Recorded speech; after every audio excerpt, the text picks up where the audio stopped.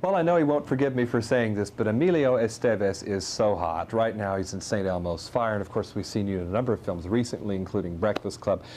Do you resent it if somebody tells you that you're hot? Are you aware that you're hot? Are you rolling with it at this point?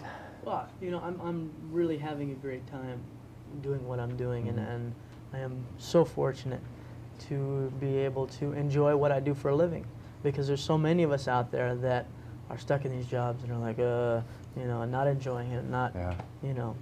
Well, you were saying something earlier, too. I was really quite struck by your enthusiasm about this business. Yes. You're going for it wholeheartedly, no doubts in your mind that this is what you want to do? None whatsoever. When did you know that that was your course in life? Well, I've always had a certain amount of direction in my life. I always knew that I wanted to be involved in show business. When I was 7 years, I wrote a short story on lined notebook paper in pen and sent it to Night Gallery it was a written submission. And you know, it was with a rejection slip. They never did But the point is, it came from inside you. It came from inside me, and I've had a certain amount of direction my whole life. No matter what I put my energy into, it's always ended up working out to its best advantage. And apparently it's only just beginning in its own way. I guess there's a project you're very excited about coming up very soon. Yes. It's a project called That Was Then, This Is Now, and it's based on the S.E. Hinton novel, and it's the fourth book of hers to be turned into a film.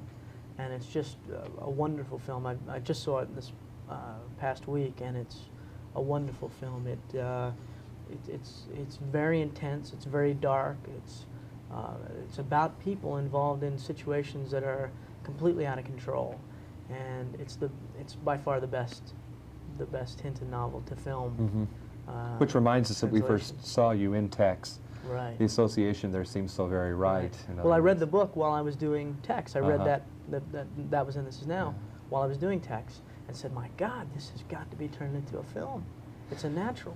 We are all noticing, to one degree or another, how natural you are on camera. It's an effortless style of acting. You said you're not afraid of the camera at all. Not afraid of the camera, no. Is it possible to be in this business and be nervous around the camera? Sure, you see it all the time. You see an actor who's self-conscious, and you can tell when he's not doing honest work. You can tell when he's concentrating on hitting his mark instead of, you know, being honest and talking to the other person like two people talk. You know, I wouldn't talk to you any differently if there were another camera rolling here shooting this as if it were a scene. Well, are you able to forget that it's there, or do you just invite it in like a stranger into your house? You have to invite it in. It's your best friend while you're working. Your camera's your best friend, and you shake hands with it, and you know. And I'm not saying you mug it. You know, you don't do a whole number with it, but it has to be your friend. All the time we've been watching you, Amelia, and listening to you right now. You've been moving. Your hands have been describing arcs in the air. This seems to be a part of your style, the physicality, the gestures of acting. Yes. Where does that come from? Is that just naturally you? It's just instinctual. It's part of, you know, film is a visual medium. It's you know, you never hear people say, well, I heard a good movie. They saw a good movie. So and it's not something that I really concentrate on, but I just, body movement says more than words. So if you if you can put that into your film, if you can express the way you're feeling through a look or through movement other than words, then you're being economical and, you know, much better off for it. At the same time, I feel that you would make a great villain.